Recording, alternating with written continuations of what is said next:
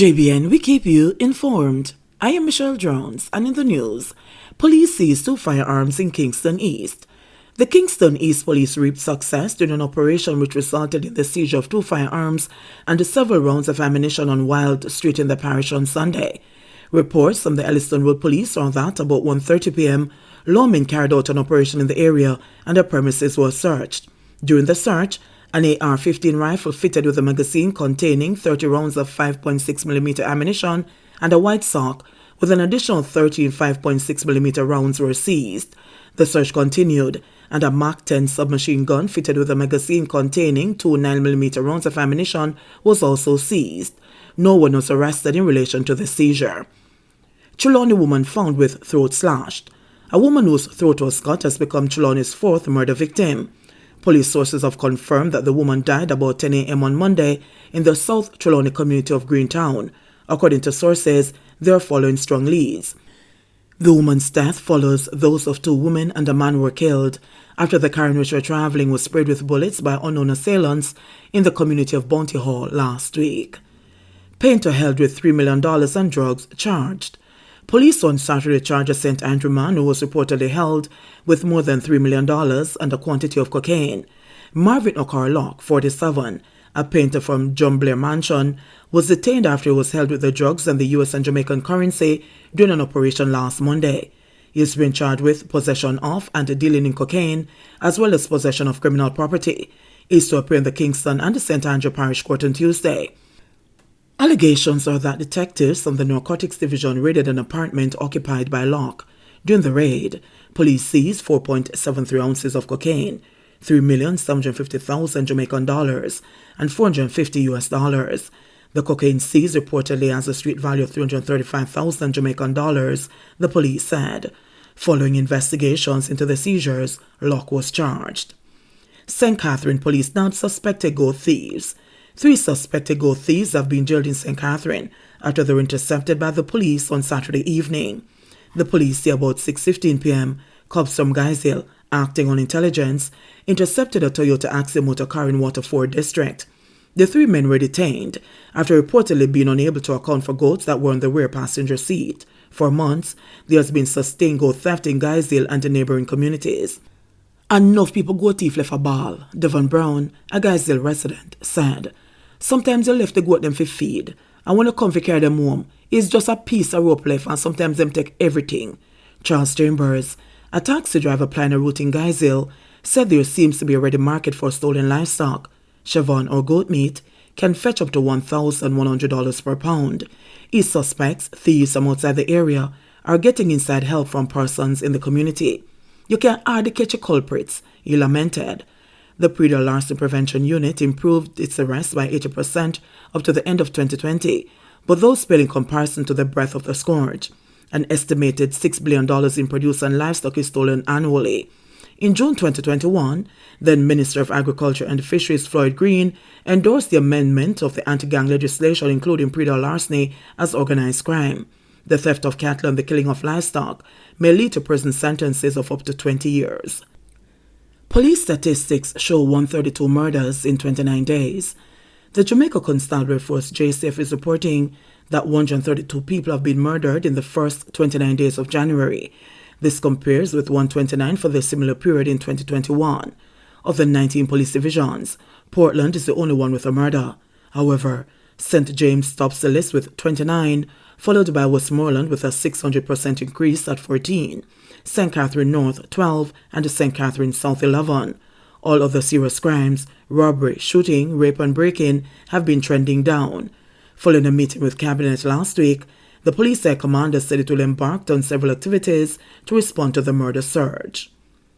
Bail extended for accused St. James gunwoman charged with murder.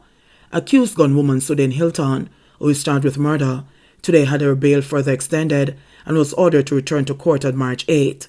Hilton is jointly charged with Sion Knight. They are accused of the August 21, 2021 shooting death of Richard Baker in Glendavon, St. James. This morning, the St. James Parish Court was told that the post-mortem report and a DNA analysis report were still outstanding. Hilton's bail was revoked last month following an incident on December 9 where she was shot at while reporting at the Ramble police station in Hanover. The $1 million bail was subsequently reinstated. Meanwhile, during today's court proceedings, Attorney at Law Shelley Hyman told presiding Judge Keisha Grant that she will no longer be representing Knight. Hyman had represented him during a previous bail hearing. The attorney informed that the accused man's relatives had not fulfilled certain obligations. Knight, who had been offered bail in the sum of $1 million, was remanded until March 8. The allegations are that on August 12, the now deceased Baker was driving along the Salt Spring Main Road in St. James when he stopped to check something on his vehicle. A white Toyota Axie motor car drove up beside him and the occupants shot him multiple times. Baker managed to drive away from the scene and encountered the police patrol, to whom he gave a report of what happened. The police pursued the shooters to Samshop Square, where Hilton was discovered to be the getaway car's driver. Baker subsequently died at the Conway Regional Hospital while being treated. 3 men charged with illegal possession of firearm. 3 men have been charged in connection with the seizure of a Browning 9mm pistol and a magazine containing 2 rounds of ammunition on Back Road, Steertown in St. Ann on Saturday, January 29. Charged are Clive Brady, a 35-year-old construction worker of Highgate, St. Mary, Damian Turner, a 35-year-old construction worker of Steertown, St. Ann, and Samori Richards, a 21-year-old mason of Steertown, St. Ann.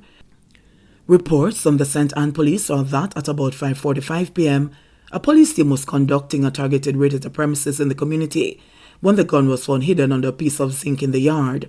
All 3 men were occupying the premises at the time of the find and were subsequently charged. Their court date is being finalized. Pedestrians warned of toll road trespass. In the wake of a fatal crash near Linstead, St. Catherine on Saturday, the police have warned pedestrians not to trespass on toll roads. Audley Gordon, the executive director of the National Solid Waste Management Authority, NSWMA, is the subject of a police investigation following the death of a pedestrian. The deceased has been identified as Donovan Mignot, a mechanic of Trade Waste District in St. Catherine. Gordon was driving his Toyota Prado SUV along the toll road when the crash occurred about 5 p.m. The NSWMA executive director underwent a breathalyzer test and has been cautioned for prosecution. Mignot was reportedly walking on the pavement along the thoroughfare, which has signs erected at various junctures prohibiting animals and humans on foot from crossing. Boy, sometimes along the road at high speed, you have to swerve from people crossing the road. Them just simply ignore the signs and often see the road as a shortcut. This can be a deadly mistake, which leaves people in sadness and inconvenience, Marcus Johnson, a motorist, said on Sunday. A senior member of the Jamaica Constabulary Force Traffic Department echoed the need for adherence to the toll regulations. He emphasized that despite the trespass, the police are still conducting an investigation into the matter. There have been 4 road crash fatalities in the St. Catherine North Police Division this month. As of January 28, 30 persons were killed in 24 crashes, the Road Safety Unit reported on Friday. The incidence of deadly crashes has decreased by 4%, while fatalities increased by 3% when compared with a similar period in 2021. Jamaica reports 410 new COVID cases, 8 deaths. Jamaica reported 410 new cases of COVID-19 and 8 fatalities on Sunday, according to the latest statistics from the Ministry of Health and Wellness. This pushed the total number of cases of the virus since the start of the pandemic to 124,512 and the death toll to 2,659. Of the newly reported cases, there were 252 females and 157 males with ages ranging from 1 day to 95 years. The sex of one of the cases was reported under investigation. The cases were recorded in Kingston and St. Andrew 92, St. Catherine 51, St. James 44, St. Elizabeth 34, Westmoreland 34, Clarendon 33, St. Mary 27, Manchester 24, St. Anne 19, Hanover 19, St. Thomas 17, Trelawney 11, and Portland 5. Meanwhile, the latest victims include 2 males ages 75 and 87 and 2 females ages 77 and 85 from St. Elizabeth. Also among the latest deaths were 2 males from Clarendon ages 89 and 91, and from Kingston and St. Andrew, a 77-year-old female and an 82-year-old male. The deaths were recorded between January 9 and January 29. 2 more deaths were reported on the investigation. The country also recorded 346 new recoveries, bringing the total number of recoveries to 70,003. The positivity rate for the latest round of testing was 33%. There are 501 people hospitalized, 24 of them critically ill. There are 7,864 confirmed active cases on the island. JBN, we keep you informed. Please remember to subscribe, like, share, leave us a comment, and click the notification bell to receive our daily news items.